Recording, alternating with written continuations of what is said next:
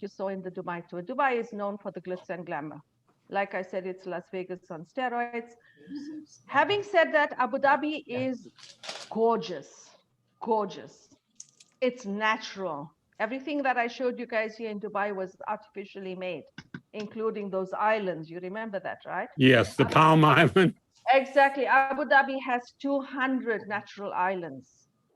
So it's just, the city is beautiful from any point of the city. You have water around you. So for me, it's a more natural environment.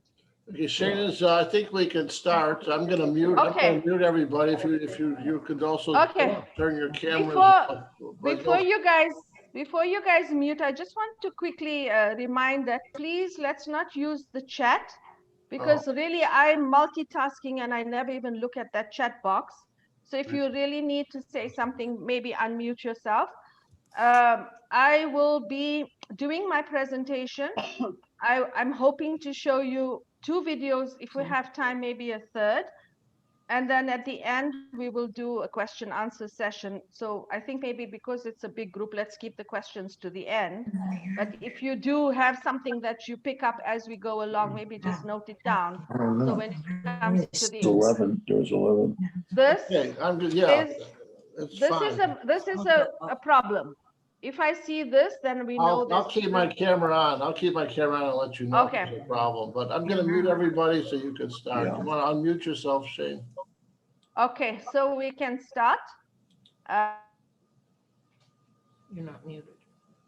No. She's muted.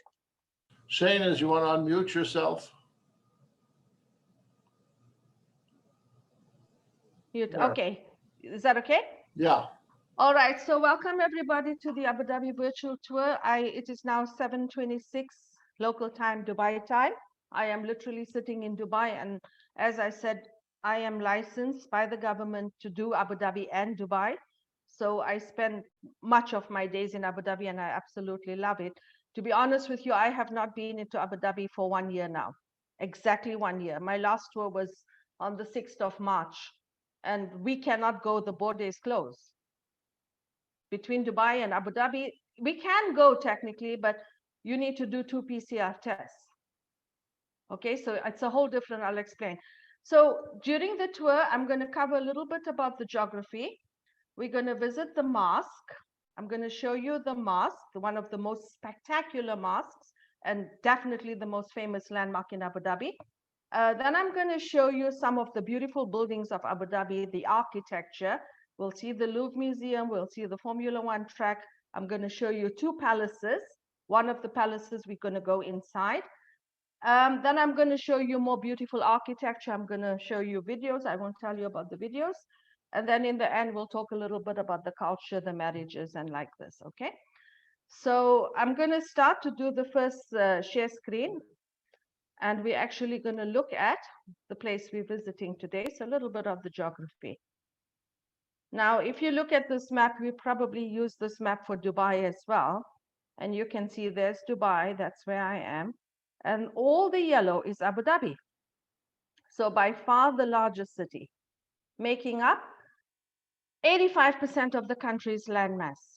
So you actually have 7 cities: Abu Dhabi, Dubai, Sharjah, Ajman, Al Quwain, Ras Al Khaimah, and on the east coast, Fujairah. That's all the UAE, all the colors is UAE. Okay, between the cities, we don't have borders. You can drive, you can cycle, whatever. But now with COVID, the border between Abu Dhabi and all of the others is closed. If anybody from here wants to go to Abu Dhabi, they've got to do 2 PCR tests. For the rest of the country, we can go freely. Abu Dhabi has closed off and said, we don't want COVID coming in. So they're controlling the borders, okay? So this is it. So today our focus is pretty much going to be here where the red dot is. So as you can see, Abu Dhabi, massive, making up 85% of the country landmass. This is also where the oil is. Abu Dhabi is the capital and the rich one. All the oil comes from here. So as you can see, this portion is where we're visiting today, which is the city, which is on an island. Then you have a portion here which is inland, which is called Al Ain, which forms the border with Oman. We have a border with Oman here as well. And then all of this is sand. All of this is sand. 65% of the country is still desert sand. That's called the Liwa Desert, which is one of the most hostile sand deserts in the world, spanning around 4 countries, which is Saudi Arabia, Oman, the UAE, and at the bottom you have Yemen. Okay, so Yemen, Oman, Saudi Arabia, and the UAE. It's called the Liwa Desert, one of the most hostile sand deserts in the world. Between the cities, we don't have borders, but for each city we have a king. We call them sheikh. So it's a little bit like you in the States, you have your president and you have your governors, which means from city to city, rules will change. We have what we call sheikhs, so you have 7 cities, 7 sheikhs. They are independently responsible for their city. So for example, Abu Dhabi said, we're closing the border, Dubai cannot say why. Dubai's got nothing to do with that, okay? Dubai is the party capital. Sharjah cannot say, why are you having discos and nightclubs in Dubai? Dubai's ruler decides he wants to rule his city that way, so they cannot interfere. This one, Sharjah, is the most strict of them all. Okay, this one we call the dry emirate. Since 1985, no alcohol, no pork, no nightclubs, no smoking of the shisha. This is followed according to the Islamic Sharia law. So the king of Sharjah says, I don't want these things in my city, and it's like that. So you have 7 cities, you have a king. The main man, the president, is also the king of Abu Dhabi, His Highness Sheikh Khalifa bin Zayed Al Nahyan. Do you remember that name from the Dubai tour, Sheikh Khalifa? Burj Khalifa. Burj Khalifa, the tallest building in the world, is named after the king of Abu Dhabi and the president of the country. Okay, so between the cities, they independent. The wealth is also independent. Abu Dhabi's money is Abu Dhabi's money, Dubai's money is Dubai's money. It's a monarchy which is passed on from father to son, brother to brother. In the case of the ruling family of Abu Dhabi, they've been ruling since 1766. Okay, so same family, it's a monarchy, it's tribal leaders. The origins of the people came from Yemen. They came from Yemen, traveled up north, passed through Saudi Arabia, travel, found water here, and that's where the first settlements was put up in the 70s. Okay, all right, I'm going to move on from this. If there's anyone that wants to ask me anything about the map, we'll talk about it later. So the first thing I'm going to do is now show you the mosque, which I always say to people coming to Dubai, if you come to Dubai and you don't see Abu Dhabi, you have made one of the biggest mistakes. And it's about an hour and a half from Dubai. And this is the highlight. This is now one of the most visited attractions in Abu Dhabi, which is called the Sheikh Zayed Mosque. It's spectacular. I'm going to show you a video, but I just want to show you. So this is the 8th largest mosque in the world. Sheikh Zayed is the father of this country. He actually made the country. He's the father of the country. So I call him the Mandela of this country. You know Nelson Mandela, the father of my country. Sheikh Zayed was the father of the UAE. He literally made the United Arab Emirates. Okay, so the country is very young. They're only 50 years. This year we're celebrating 50 years of independence from the British. So on the 2nd of December, 1971, the United Arab Emirates was formed under the leadership of Sheikh Zayed. Before he died, he wanted to leave a legacy behind so that people would remember him, and this is the legacy. This is called the Sheikh Zayed Grand Mosque, or the White Pearl of the Gulf. You have 4 minarets, each at 107 meters, 82 domes of Moroccan design. From 1986 to 1996 was just the planning of the mosque, 10 years. From 1996 to 2007, it officially opened, 14 years to build it. If you go now, they are still working on it. It's completed, it's open as a mosque, but there's still the garden areas and there's still a lot of work around the mosque. So it's about the 8th largest at full capacity. When I say full capacity, this space, the inside space, the courtyard, 50,000 worshippers. Now, it's made out of marble, more than 30 types of marble, which was brought in from Italy, China, Macedonia, and India. The whole inspiration of the mosque was inspired by paradise. No matter what your religion is, what we hope we will find someday in paradise. I'm going to stop sharing and just show you another 2 pictures, and then I'm going to actually take you with the video through. So we go into the prayer rooms. This one is not too much in the video, so I want to talk to you about this. This is one of the prayer rooms, which is actually inside. As visitors, we can go inside. You can see people are going in. The only thing is, if you did go inside, you need to be properly dressed according to the Islamic requirements. So the body needs to be covered up to the arms, up to the ankles, loose clothes with a headscarf. This is actually the ladies' prayer room. We call this the room of paradise. And all of what you see there is beautiful relief carvings made out of stone. That's the door. And you've got the beautiful chandeliers, which is all Swarovski crystal brought in from Austria. This is the small one, which weighs 2.5 tons. When you see the video, you're going to see the big one, which weighs 9 tons. 35. Huge, massive chandelier, which is also Swarovski crystal brought from Austria. So this room we call the room of paradise. I don't think you see too much of this on the video. And then this is what the mosque literally looks like at night. There's a special lighting system which changes according to the cycle of the moon. It goes purple. It's like a fairy tale, isn't it? The reflection, the reason of this is all natural seawater, by the way, but you have got reflective pools around the mosque.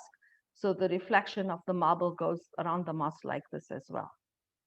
Okay, the Sheikh Zayed Grand Mosque, which is one of the most iconic landmarks of the UAE and especially for Abu Dhabi. So I will now show you the video, and I hope you're going to enjoy. I'm going to actually, from time to time, I will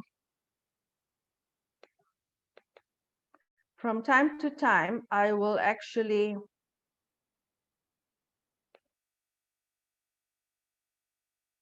Allah.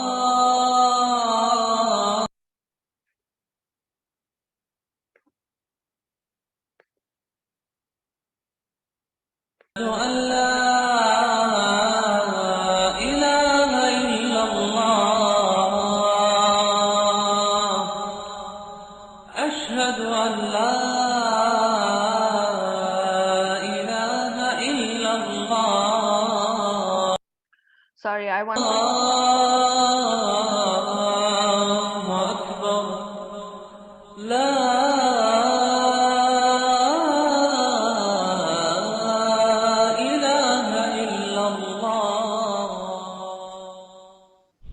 So that's all Swarovski crystal in the chandeliers, which was brought in from Germany. The chandeliers were brought in from Germany.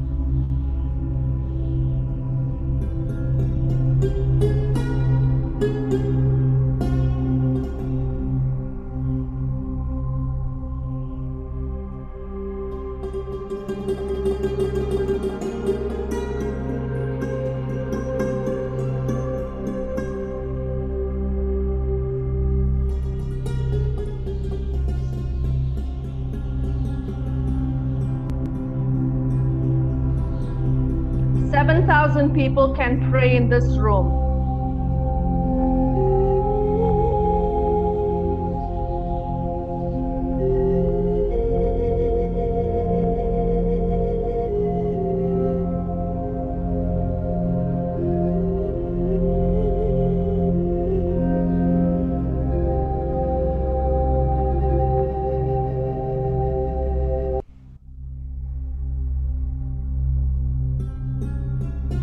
Semi-precious stones into the pillars, designed to look like palm trees.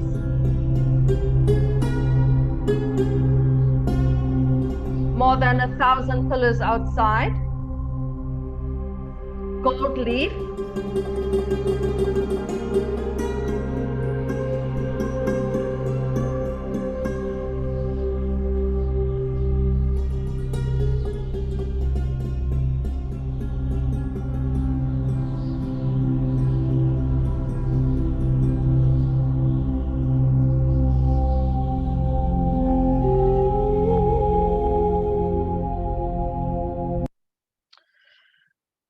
Okay, any questions that you want? So basically what you guys saw there, the carpet, the world's biggest hand-knotted Persian carpet. It took 1,200 underprivileged women 2 years to hand knot the carpet. The largest carpet brought in from Iran. When they brought it in, they had to cut it in 9 pieces. It could not fit on the plane. So they brought the ladies, stitch it up. You will never find the joint. So the world's biggest hand-knotted Persian carpet. The chandeliers, all Swarovski crystal, which was brought in from Germany. No gold was used except the gold leaf, which I showed you. On the inside, you have more than 96 pillars, which is also the air conditioning vents, which has white mother of pearl. From the outside, the pillars have all got semi-precious stones, which have been designed to look like date palm trees. How many rooms are in there? Many rooms. There are many rooms for the public. They've only opened up 3 rooms. So the 2 rooms I showed you, and there's another room on the side. And then there's many different rooms, which are actually prayer rooms. So if you went into the rooms that I took you through, you will not find people praying there unless it's closed. Like on a Friday, they don't allow visitors in. Because when you're praying, you need to have peace and quiet. You cannot be with people clicking cameras and, noise. So they only keep the 3 main rooms open for the tourists, but those are the 3 most beautiful rooms. Okay. Yeah, so 50,000 at full capacity. Okay, you guys enjoyed that? Yes. I always say, forget that it's a mosque. It's just a stunning monument. If you've been to India to the Taj Mahal, multiply this by 100 times. Wow. Yeah, it is. The pictures, the videos just don't do that. Okay, let's continue. So I'm going to show you how amazing, and by the way, that mosque in 2007, when they opened, but a lot of things was gifted to the mosque because he was such a loved and respected man. Many countries wanted to contribute. 2 million, this is like 1 month of oil money that paid for the mosque, just to give you some idea of how much wealth is in Abu Dhabi. This is one of my favorite projects in Abu Dhabi, and I am so blown away by the architecture, and I'll show you why. So this is another stunning, stunning building, which is actually the Louvre Abu Dhabi. So with this, the architect is French, Jean Nouvel, 73 years old. He created a masterpiece. All the architects, they were given a challenge to incorporate something of traditional features. In the case of the Louvre Abu Dhabi, Jean Nouvel was inspired by an oasis. And this is what is making the difference, the cladding here. This portion, he got inspired by an oasis, and the way he did the aluminium cladding, overlaying in layers, which will allow for natural light to go into these gaps, the natural light will go through. That's not going to be part of the galleries. So basically the galleries are here. Oh, 1 second, what happened to my picture? Sorry about that.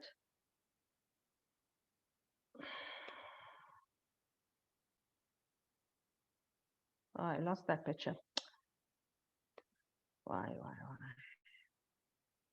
Okay, I'm going to take you back. I'll come back to that picture. Somehow it's disappeared from my screen.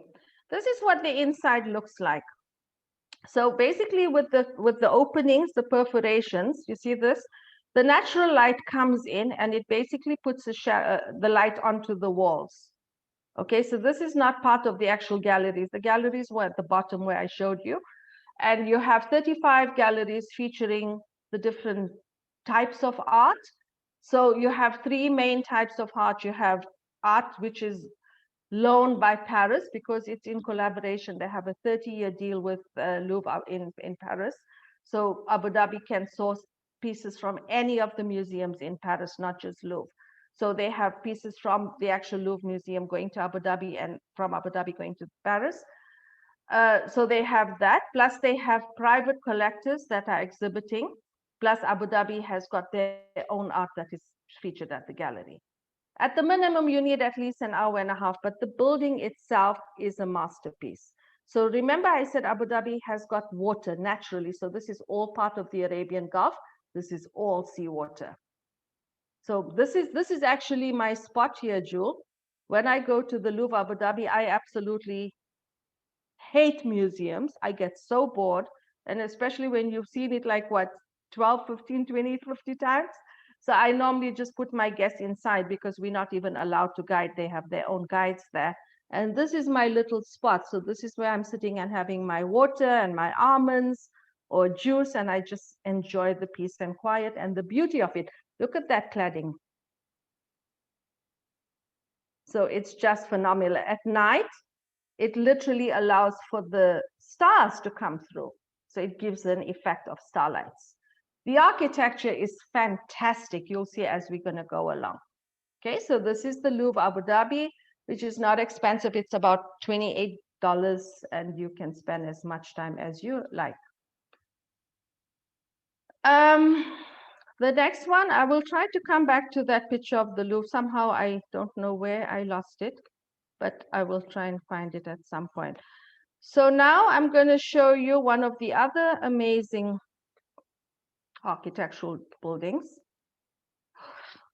So what do you think? Formula One?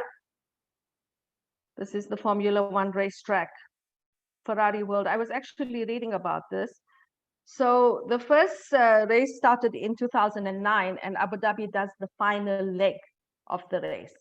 Now this picture is actually really interesting because as you can see, there's an opening here. You guys see that? The drivers go right through. It's the only Formula One track in the world that cuts in the middle of a hotel. This is a hotel. This used to be a Viceroy, now it's a W hotel. Half of the hotel built on land and the other half built in the water. So if you stay in this hotel, you have 3 ways of watching the races. You can actually, well, technically you have 3 ways of watching the races generally, but from this hotel, you can be in any part of the hotel, you'll be able to watch the race. So you've got restaurants, you've got your rooms with balconies, so you can be sitting in the comfort of your room and watching the race. Okay, it's one of the few Formula One tracks where they go in an anti-clockwise direction. The actual track is 55 kilometers, and they can modify the track when the racing season is not happening out of the racing season. They can modify the track so they can have karting, drag racing. You can rent the track if you want for your staff and have a day. They do practice runs. So there's been many times when I actually went to visit and there were some races going on. Just on this side is what I call the crash zone, because the minute they come through here, it's such a big bend, and this is the point where they crash. Sorry, that's awful to say, but that's where the action normally happens. So the Abu Dhabi Grand Prix, if you look at the design of this hotel, it's very interesting, the canopy.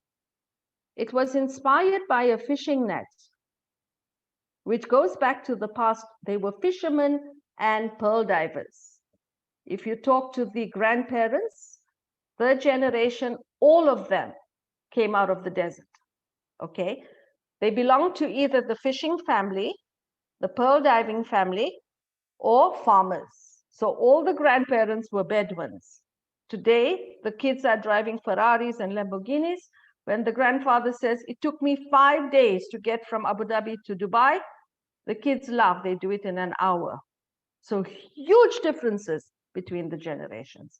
Okay, so this is the Formula One racetrack, which, as I said, the last leg happens in Abu Dhabi in the season in November.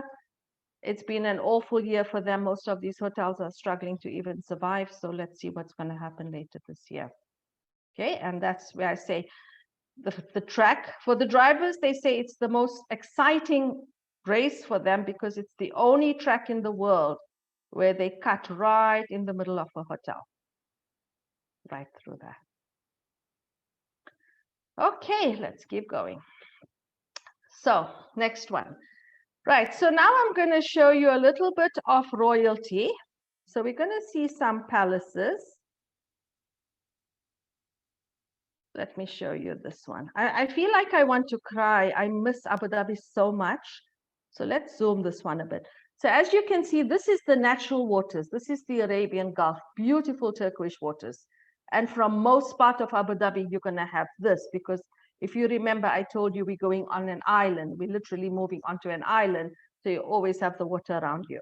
So I'm going to show you this one in detail. We're looking at the two palaces. This is actually a hotel, which used to be Kempinski up to last year. It's now opened up as a Mandarin hotel, a kilometer from the east to the west wing. And here you have the presidential palace. This is our White House. So I always tell my guests, if you stay here, then the royal family is your neighbors. That's the private yachts of Sheikh Khalifa, who is the current president. And this is not where they live. This is actually the working palace.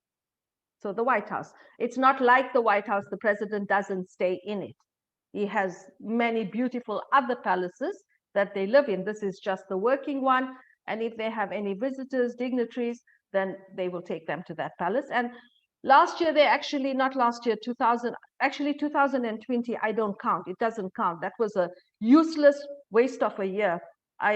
What a useless, for my diary, I hadn't even put one entry. What a disaster. So for me, 2020 is a year I was in a coma. So I don't talk about it. So this one actually in 2018, they opened it up to the public. For the first time ever, they've opened up a palace for the public. And I'm going to show you guys a little bit of the inside of it. But in this picture, what I really wanted to show you is look how beautiful is it. This sand of the Emirates Palace, which is now Mandarin, the staff in the morning, they actually go out every morning to sift through the sand. So there's no stones or glass or anything that will disturb, the guests. The actual palace is spectacular. I will show it to you in the next one, okay? But this is two palaces literally next to each other, and you've got the beautiful Arabian Gulf there.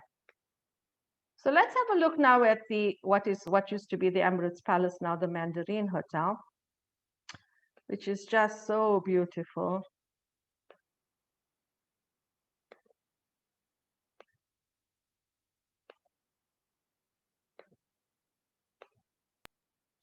Okay, so we see it now a little bit more in detail. So the property spans from east to west, a kilometer. The rooms are not expensive. It's about $400 a night. So if you remember the prices of Dubai, $30,000, so nothing like that. I always recommend to my guests, if you can, stay at least 2 or 3 days in Abu Dhabi. It is beautiful, and it's not that crazy prices like here, and it is really, really amazing. So you have 302 regular rooms, 92 grand suites. The grand suites go up to 6-bedroom suites. Okay, here on the top, you have 6 presidential suites, which are for the kings of the Gulf countries. So we call it the GCC, like the European Union. You call the Gulf countries. So we've got UAE, Saudi, Kuwait, Oman, Bahrain, and Qatar. They have like their own, we call them the Gulf Close Cooperation countries, GCC. So they have understandings between each other. They can come here without passports and things like a bit like the European Union. So on the upper level is where you have the presidential suites. So when any of these sheikhs or royalty is coming for official meetings, they already have their suites waiting for them. Since Abu Dhabi is the capital, all official meetings takes place here. Even if Dubai has something official, they need to go. So Abu Dhabi is the capital, literally. In the hotel, you have your jogging track, swimming pools, your beach, you have squash courts, all the facilities. Unfortunately, for the outside public, we're not allowed to go into the palace unless we stay, or if you have a reservation, or you go for a lunch or a dinner. Initially, this was built as a palace for the king. This was actually built for the king before 2000, in 2000, and he was going to stay in it. And then he decided he didn't want it. He didn't want to stay in it, and then they used it to host a conference. And then in 2005, they officially opened it as a hotel. So it's actually a hotel, but because it was built for the king, it is very, very, very opulent. When you go inside, you feel you're in a palace, okay?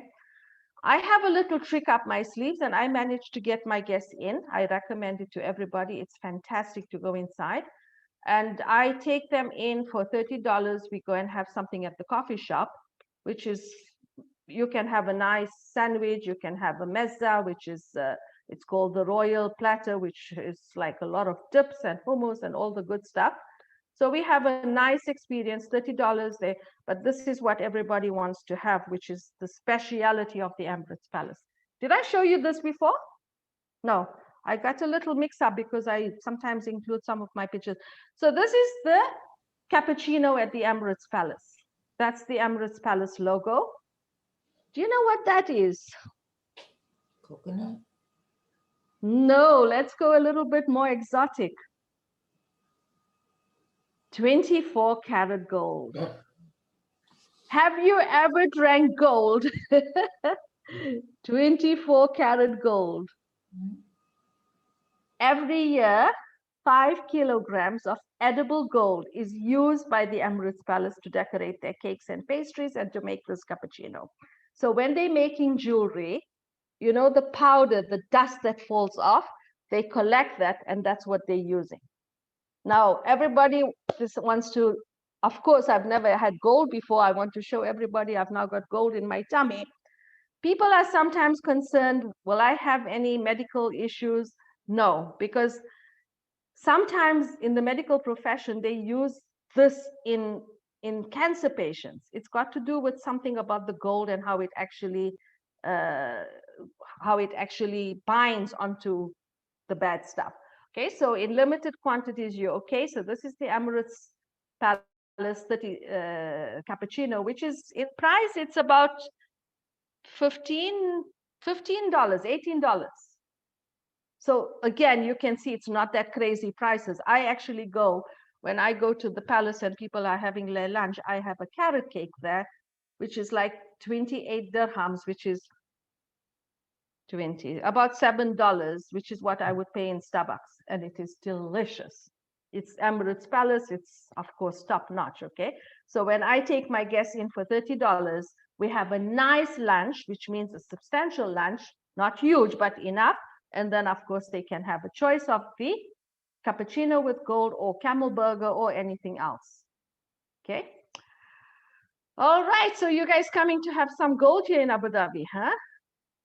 Let's go and see the next palace. So the next palace, so remember the Emirates Palace is a hotel. The next palace is called the Qasr Al Watan. Qasr means palace. Watan means country. There you learn some new Arabic words. Qasr means palace, Watan means the land. So this literally means palace of the country or palace of the land. And this is the presidential working palace. As you can see, this was actually what happened. I see you flashing hands. Something wrong? You guys see? Is it okay? What happened, Joel? Unmute, Joel. Joel, everybody else seems to be okay. Okay. Right. So this is the Emirates, this is the Qasr Al Watan, which is actually the presidential working palace. And this is the only palace in the entire country that we as visitors can go inside. We don't see all of it. They let us in the lower level. We see a few of the rooms. We don't go to the upper level because that's where they have their meetings. And if, for example, any meeting is happening on that particular day, then they will close the palace so you cannot go inside. They do have residential quarters on the side, but they don't really live in them, but it's used, for example, if they have long meetings and they have gaps in between, then they have a bit of a resting space, but he doesn't live here. Okay, this is completely the White House. The architect is a man called Ahmed Bushiri, who is from Bahrain. With the architects, you will see literally them coming from different parts of the world. So we spoke about the Louvre Museum, which was Jean Nouvel, French, the Formula One racetrack, Hermann Tilke, which is German. Here we have a Bahraini architect, so literally like this. And that's why they create these beautiful, beautiful buildings. Okay, so this is the Qasr Al Watan. You guys want to go inside and see a little bit what it looks like inside? Sure. Yes.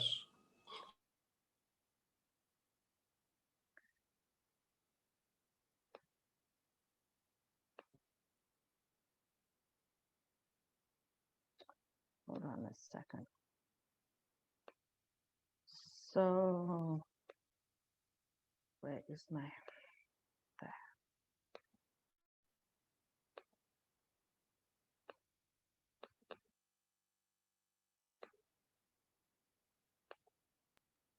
Okay, so this is basically the main meeting room. This is where this is where all the big business transactions happen, all the presidents from different countries that come in. This is where they have the official meetings. This is actually the meeting room. That beautiful chandelier, you can see the motifs is very Islamically inspired. This chandelier literally can come down. Okay, it will drop. Behind the chandelier, you have a door. So a person can literally go inside and clean it.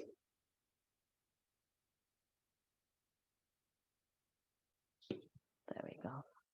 Okay, so this is the meeting room. He's the father, Sheikh Zayed, and this is where they will officially do all the meetings. Of course, everything important that takes place in the country takes place in Abu Dhabi. Let's see if I can get you the other picture to show you what it looks like. Right. Yeah, there we go. Okay, so this is it. I mean, look at the detail. This is this is called the Grand Hall, and you can walk around here freely. The detail, this is very, very Islamic, these designs. If you look at this actually is very interesting because it looks a bit like the cathedrals, right? The stained glass, like a church.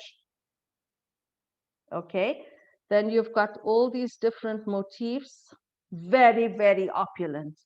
Okay, very opulent, very clean. There are different rooms. This is the main hall, so you have different rooms where you can see the dining room, you can see gifts that was given to the country by different presidents, a few mementos of Sheikh Zayed, his gun, his Quran, and things that was given to the royal family. There's one room that will show you the kings of all the 7 cities. But as you can see, the opulence is just remarkable.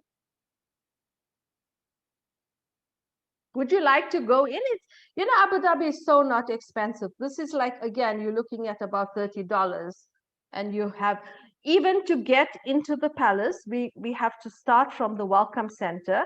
And then we take a shuttle bus to go in. Now, from the welcome center to get to the palace, it's about a 15-minute ride with the shuttle bus. So we're not even allowed to go with cars. We have to use the shuttle bus, which is provided by the palace. And as you take the drive from the welcome center to the palace, you're going through these magnificent gardens with waterfalls and beautiful flowers, and even just the ride is an experience. That's not, when you get to the main door, it's like I say, Ifta Simsim. Ifta Linda, this is another word. Ifta Simsim, it's open sesame. Like magic, the doors just open.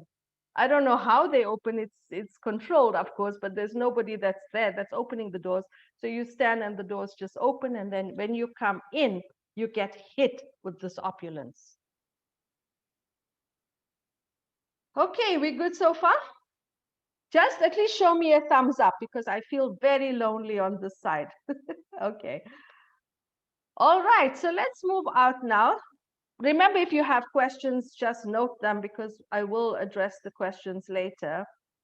Let's go and have a look at some of the other amazing developments. So this is one of the beautiful buildings of Abu Dhabi. As you enter, you will see this one.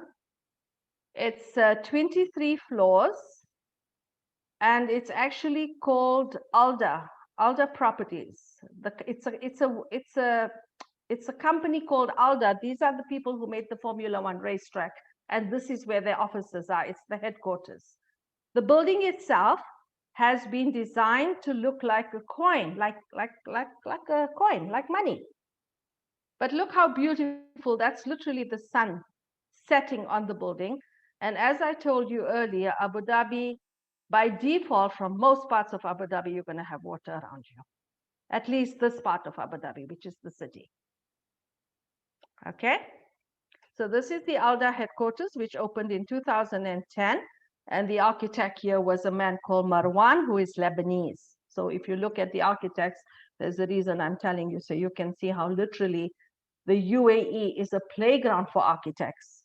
They come here, they can create the most incredible, unusual designs because they're given a lot of support. So it's literally a playground for them. Okay, let's have a look at another amazing building, and then I'm going to show you some more videos. So this one is also, I keep saying my favorite because I love Abu Dhabi with a passion. So yeah, this is a spectacular building. So this one actually leans 5 times more than the Pisa Tower. You see the inclination there. It's 18 degrees westwards, and it's housing a Hyatt hotel. The building is called Capital Gate. This white portion has been put there deliberately to keep the sun off the building.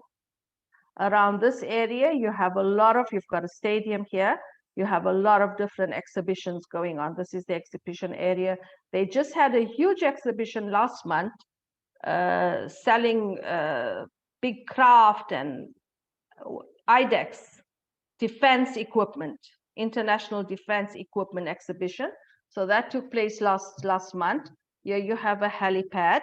So it's literally a Hyatt hotel, which is called the Capital Gate, 5 times more inclination than the Pisa Tower. This is actually a Guinness World Record building. Okay. You know, the minute you come into Abu Dhabi, Dubai is fantastic. We saw that already. But when you come to Abu Dhabi, the architecture is almost futuristic. You know, it's like you're living in another century. It's just, and what happened, the story of Abu Dhabi is very interesting. You know, if I have to say, I've been guiding professionally for 15 years. And 2007, the mosque opened. Up to 2004, if we went to Abu Dhabi, I had nothing to show people. There was nothing. There was like maybe 1 or 2 historical places, and that was it. And then I would take them to the Marina Mall and say, well, you have 3 hours to shop, and I would go and sit and relax somewhere. Now, if I took you, even if you give me 3 days, I cannot show you everything. So what happened was Abu Dhabi didn't care because remember, they've got the oil money. But then when they saw what Dubai was doing, Burj Khalifa, Palm Islands, Abu Dhabi thought, well, let's diversify as well. And they are now starting. So they are about 15 years behind Dubai. But even in the last few years, the development has been substantial. So as I said, even 3 days, I cannot show you all that there is to see in Abu Dhabi. Okay, so let's talk a little bit now about some of the culture. And then I'm going to show you the videos. So Joel was very specific for me to add in something for the ladies. I just want to show you some of the traditional food or traditional welcome. This is a traditional Arabic welcome, coffee and dates. Dates, coffee. As you can see, this is served in little, like little ceramic glasses or little, we call it finger. So it's like an espresso coffee. It's a very strong coffee. So they serve it in little glasses. This is the traditional coffee pot. And this is the fanoush, which is a lantern. If you go to any home, office, hotel, this is a traditional Arabic welcome.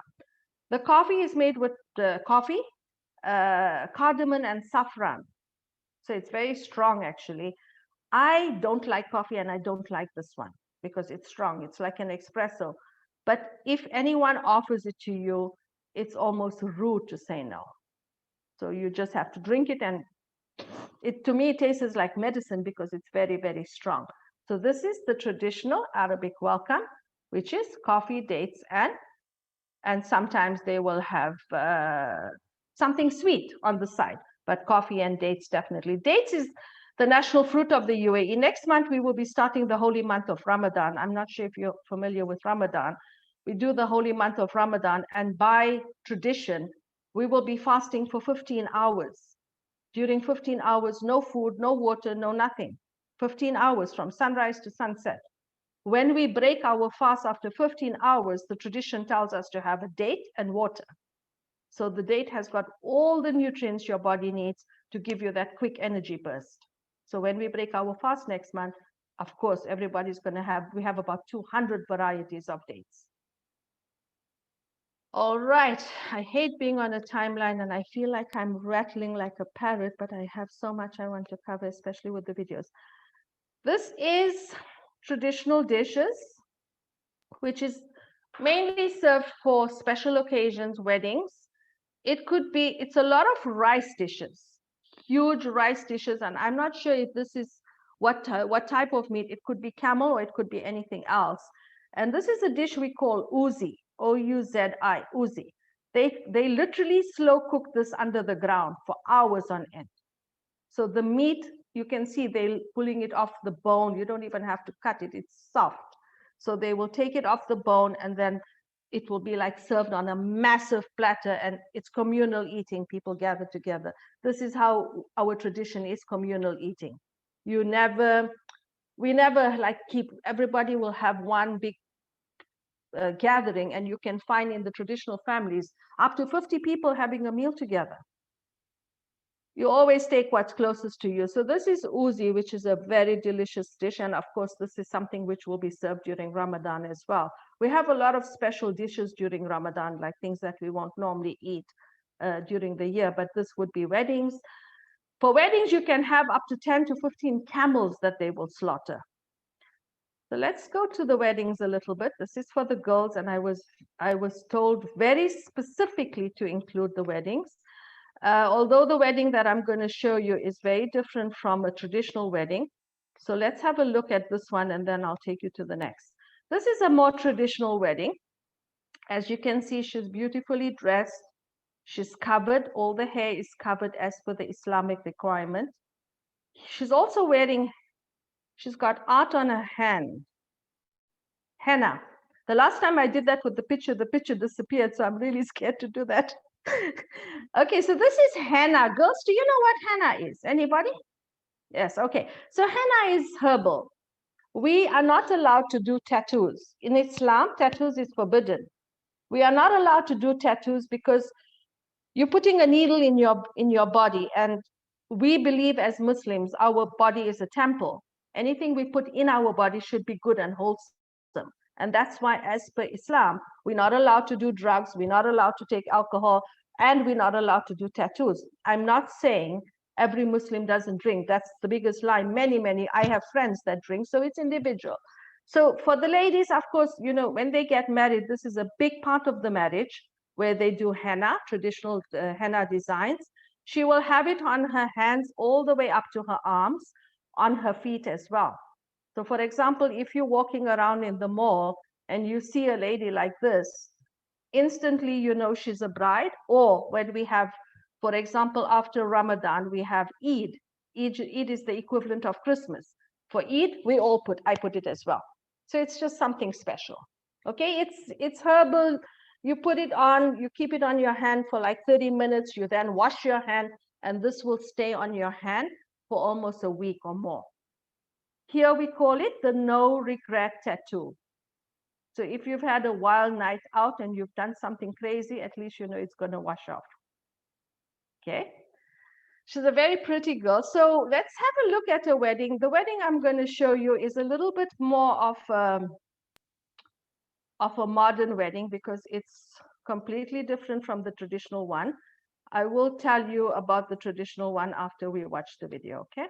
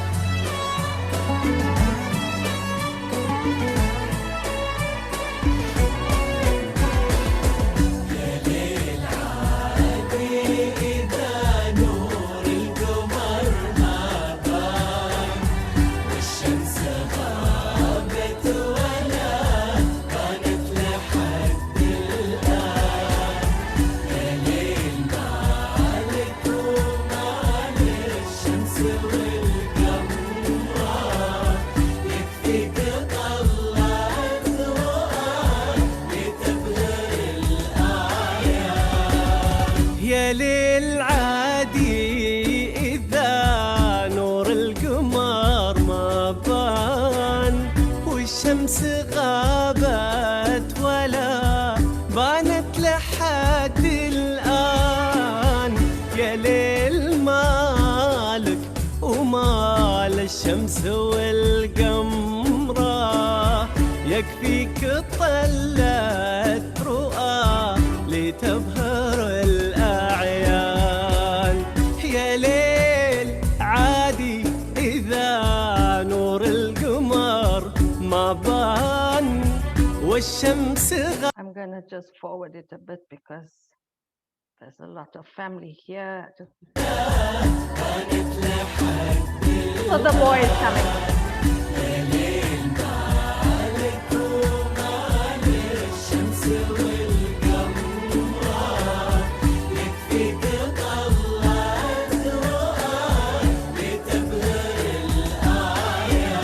الله الله على حسنها الراقي ورقتها، الله على قدها الفارع وخطوتها، ثلاثة أرباعها ترفه دلوعة، واللي بقى منها يروي عذوبتها.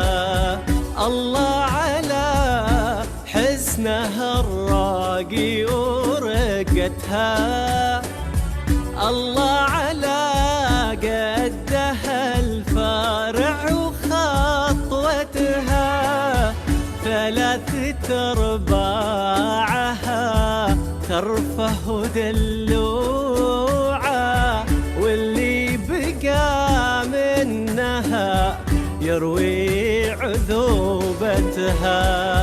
نحكي عن الثغرة أو غمازة البسمة، ولا عن الخدية اللي تجرحها نسمة، من راسها للقدم كل الحلا ضافي، لوحة على الأرض تمشي ما هي برسمة.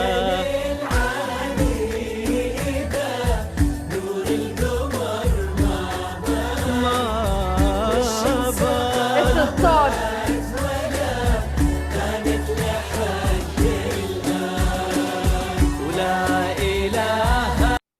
So they cut the cake with the sword. Did you see that? You guys enjoyed that? She's beautiful, the girl. The guy, no comment. So this is not a traditional wedding. I couldn't even get a video to show you a traditional one because traditional ones are very conservative. When I first went to Saudi Arabia many, many years ago, I was invited to a wedding, so I know how the weddings are here as well. It's the same concept. When I went to that particular wedding, the manager of the hotel where we stayed said, we're having a wedding in the hotel. My uncle was in the travel business, so if you like, you can go. Sure, of course. So I very quietly went. There's two sections. This is how it's done here as well. You would have two sections, one for the men and one for the women. In Islam, the more conservative people won't mix. This was a modern wedding, you could see, but if you notice, none of the guys hugged her, except the husband. You notice that, right? In the more conservative ones, they would have two rooms, one for the men, one for the ladies. So when I went to this particular wedding, I sat quietly, just watching everything. All the girls came in with beautiful flowing abayas. That's the traditional dress. What gave them away was their sandals and their handbags. So she had a black dress, but you don't know what so when they came into the ladies only room, the cloaks came off.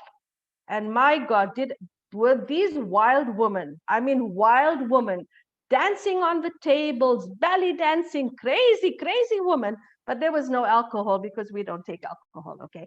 And they were partying like crazy. At some point, some announcement was made, and the ladies put their abayas on. And it was only a few ladies that didn't have the abayas.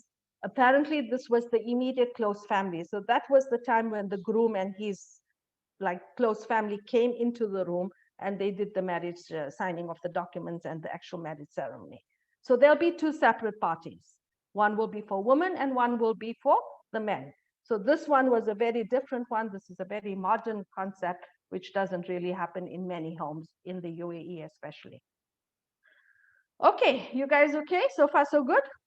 Right, one more, and then we're going to do questions and answer because time is really against me. And I feel a lot of pressure. So let's go to this one again. And this is not what I'm looking for. 1 second.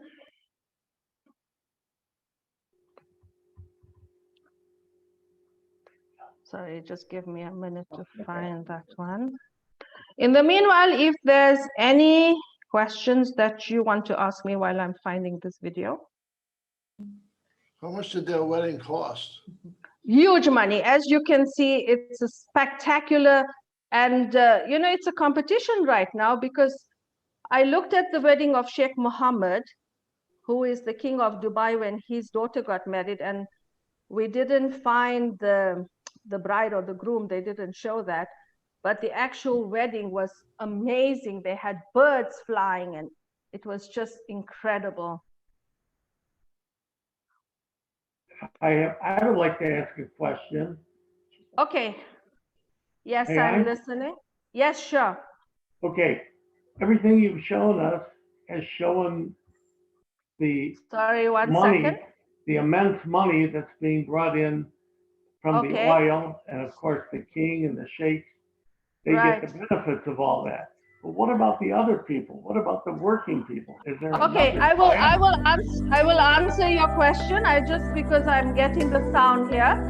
This is basically taking you guys in the desert now to show you what the actual desert looks like. So this is, remember, Abu Dhabi, literally 65% is this only.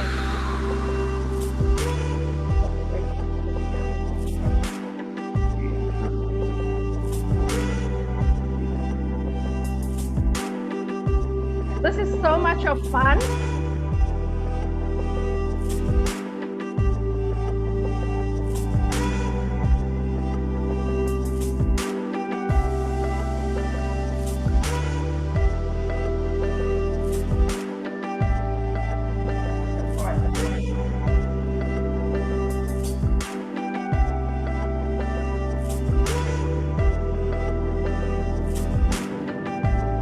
That's the falcon.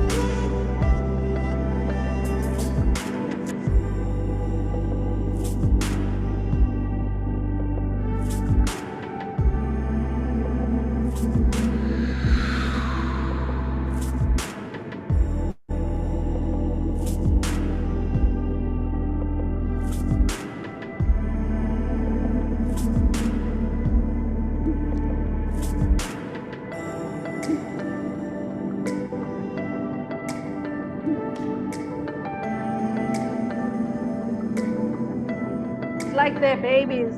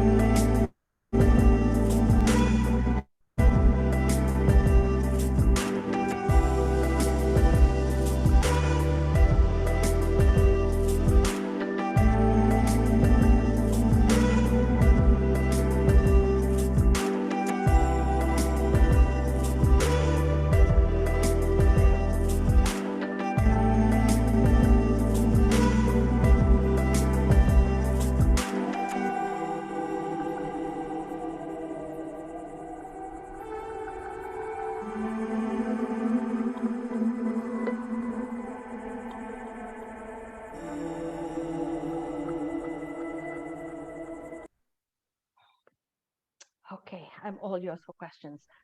So let me tell you a little bit of what was in that video. So the bird that you saw was the falcon, which is, remember, if you remember when we did Dubai, maybe I told you, it's the national bird of the UAE, and falconry is the national sport of the UAE. So when the guy was swinging that, he was actually playing with the bird. In the olden days, they used to capture falcons and keep them as hunting birds for food. So falcons don't come from this region. They come from mountainous countries like Uzbekistan, Russia, Pakistan. So when the birds were migrating, the locals here would capture them to hunt. Now, of course, they don't need to hunt. They've got caviar and copper and 24-karat gold cappuccinos. So they do it as a sport. So there's a breed of falcon which is called the peregrine, which is the fastest bird, fastest animal, fastest everything. Just starting the engine, 240 kilometers, can go up to 400 kilometers faster than the cheetah. That's the peregrine falcon. Okay, so that was the falcons that you saw. It's their babies. The Middle Eastern Airlines, Saudi, Emirates, Qatar, you actually can take your pet right in the cabin and sit on a business class seat. If you're traveling first class in one of these airlines, don't be surprised if the passenger next to you is a falcon. They take them literally sitting on a stand on the seat. In order to have that seat, you need to pay business class for that seat. So falcons are their babies. Remember when he was giving the falcon the water, you see the love in his eyes.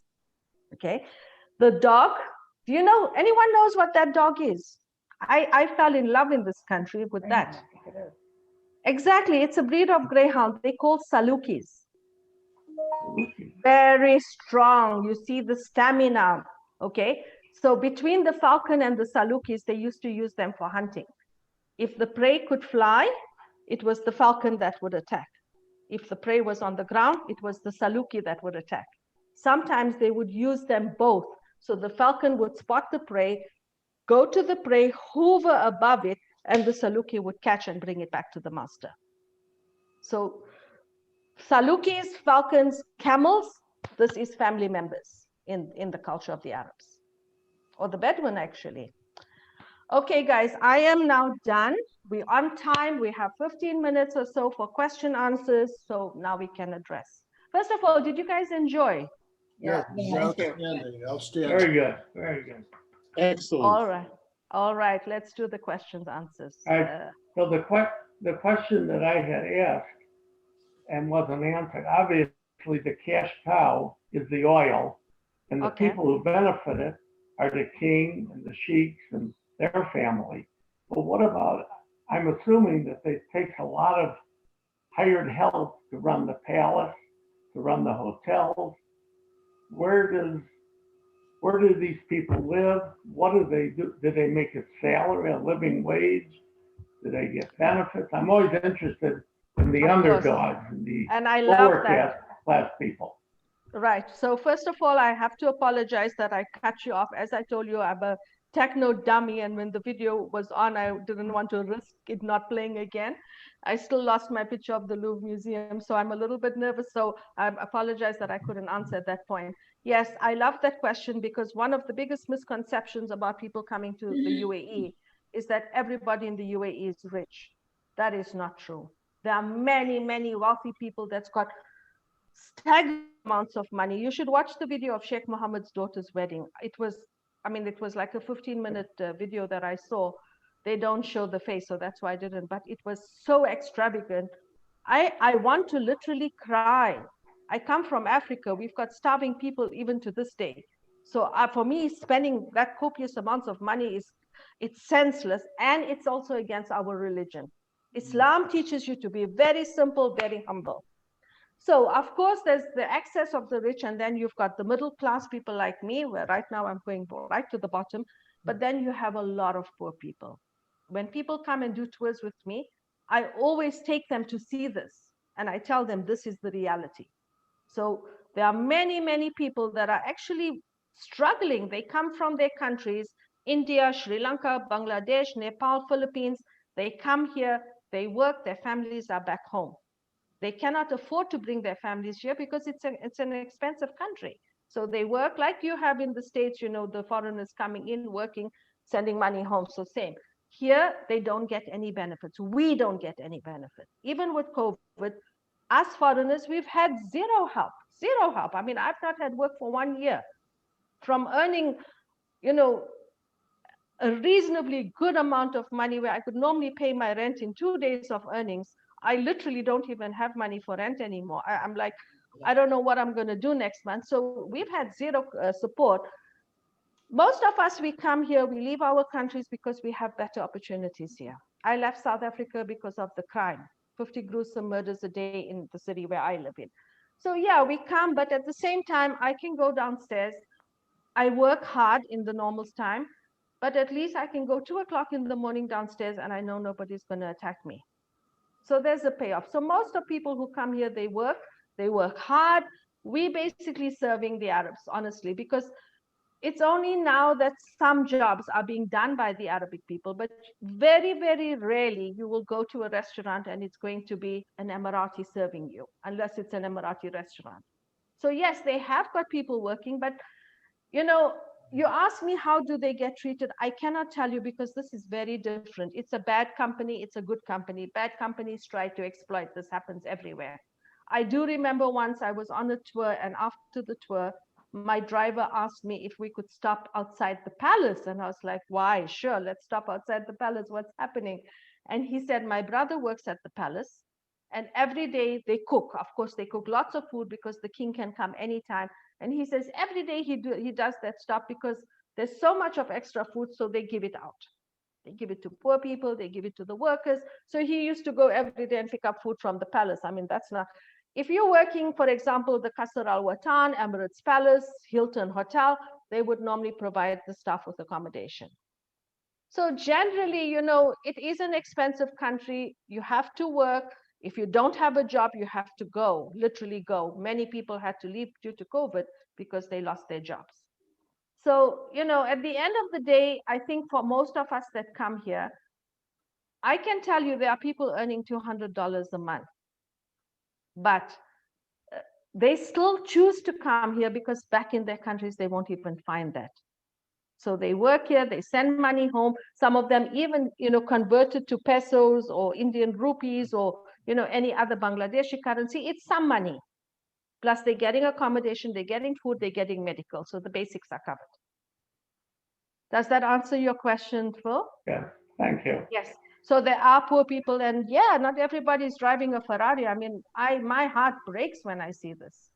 Because Do they give medical benefits to the workers? They give any benefits? Yes. Well, yes, they get medical. They all have to get, it's compulsory. All of us have to have medical insurance. So they get medical, they get food, they get transportation. Look, some of them earn better than others. It's all based on your skills. Okay. Yes, Linda. Oh, sorry. I don't hear you. Bob, unmute yourself. Unmute yourself. Thank you.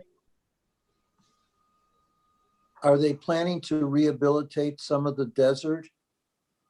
Yes, actually they are, especially Abu Dhabi. Dubai, I live in the desert. If it was day, I would show you across my road, across the road of me is a big desert patch. Sometimes I see camels going across. So I'm in one of those newer developments. I told everybody I became a Bedouin. I literally live in the middle of the desert, but it's developed a little bit, but I can see camels sometimes across the road from me. Okay, so yes, there are, especially here in Dubai, there's huge, it's called Dubai Land, and this is now a huge project. Abu Dhabi, they're developing different things. They have a lot of money. They have 200 islands, and they have all that desert sand. There's one beautiful, beautiful resort, which is called Qasr Al Sarab. It's called Mirage of the Desert. It is spectacular. You are in the middle of nowhere.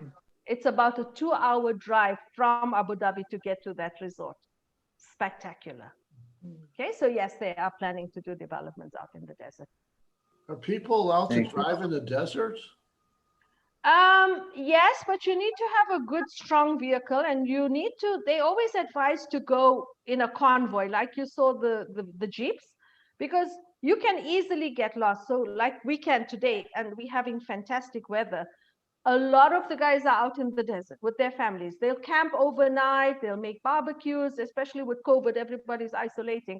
So yeah, they literally go out into the desert and they camp, and For us, it's dangerous. You got to know the desert, and the sand shifts, so it never looks the same. And that's why they recommend to travel in a group, because if you get stuck or if you get lost, at least someone is there to help you. So yeah, you can, but you need to have. Sorry, some of the dunes, the ones that I showed you where the cars were going down, that's Abu Dhabi. Some of those dunes are like 50 meters. It's like a roller coaster. Did you see that? You can easily get stuck. A lot of cars or trucks get stuck in the sand. Yes, even the cars get stuck. I mean, I've seen when we go on the safari, we go a convoy of about 20 cars, and then somebody will get stuck, so they've got to pull him out with the tow rope. Okay.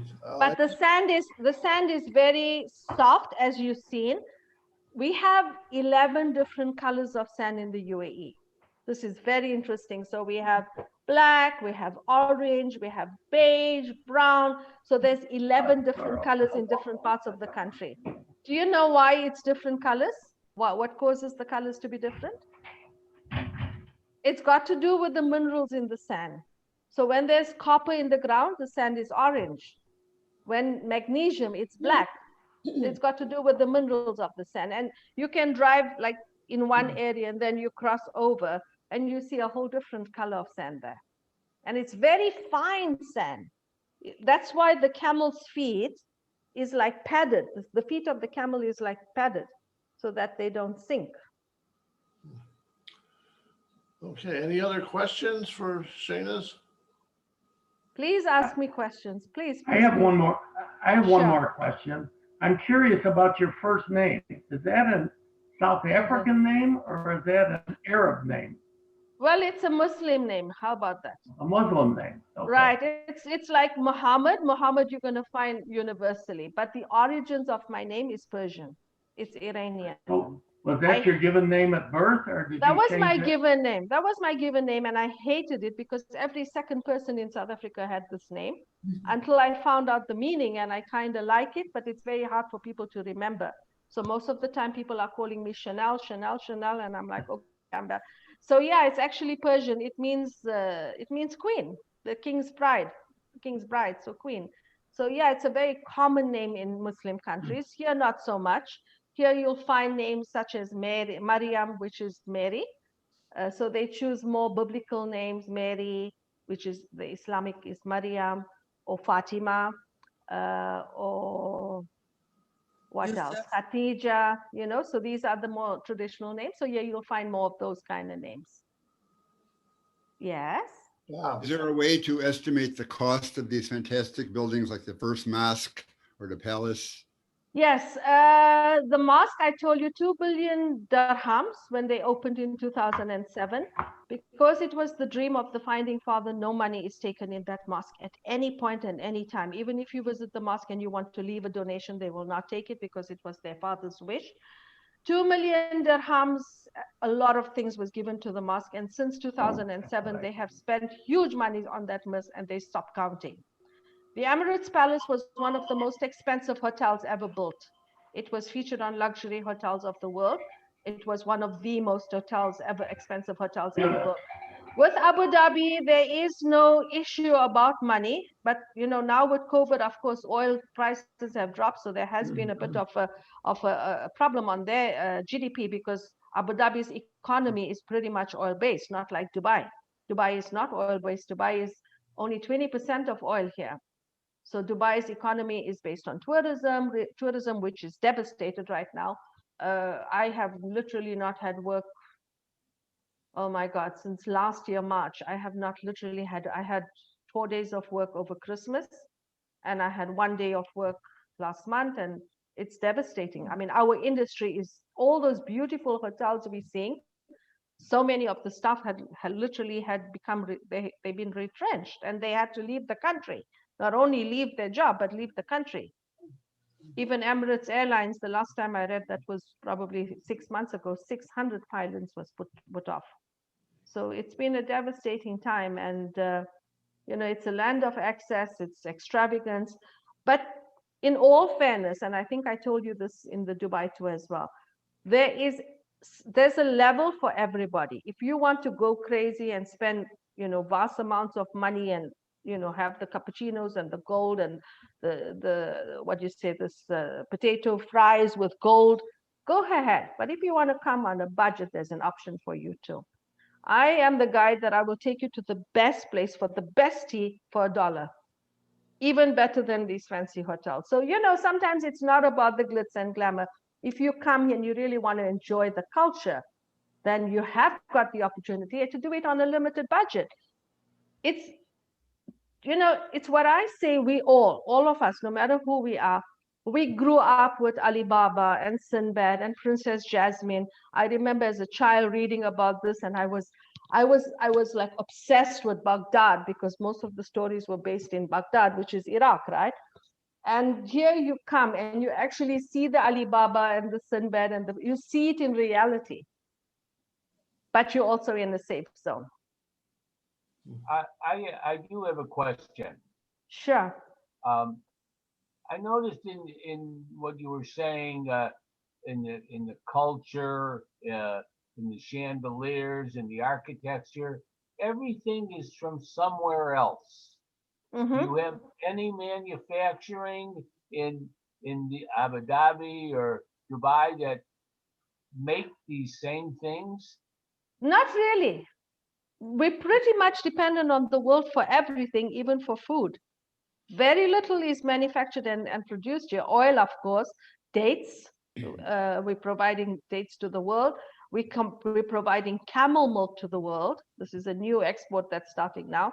Very soon you will find camel milk in your supermarkets, in ice cream, in milkshakes. So camel milk is big now. Coffee a little bit. But pretty much we're dependent on the world even for food. To give you an example, if you go to the supermarket, our meat coming from Australia, New Zealand, South Africa, Brazil, Pakistan, India. Okay. Vegetables, most of it comes from outside. Now they've started to do a little bit of farming. We have not seen rain since last year, March. It's been a year since we've actually had rain. Normally we would have rain November, December, January. We had like 6 drops and that was it. So they can't really grow much here. Okay, they are trying. So there are some things you can get locally, but for the most part, I always say an apple in Dubai tastes like wood.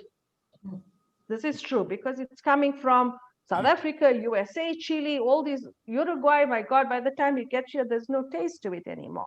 Because come on, I come from South Africa. We have fresh produce. We have good produce. So I know what a potato is supposed to taste like, right? So yeah, we're dependent on the world for food. During COVID, in the beginning, of course, we were locked down for 6 weeks, literally locked down. We were not allowed to leave our homes without a permit, a permission. Otherwise, we would get fined by the police. People went crazy. I've still got pasta that I bought last year, March, when all that happened. I've still got my pasta because we bought so much, we weren't sure what was going to happen. Thank God we never had that. We never ever ran out of food, because even though flights were grounded, they were still allowing goods to come in and out.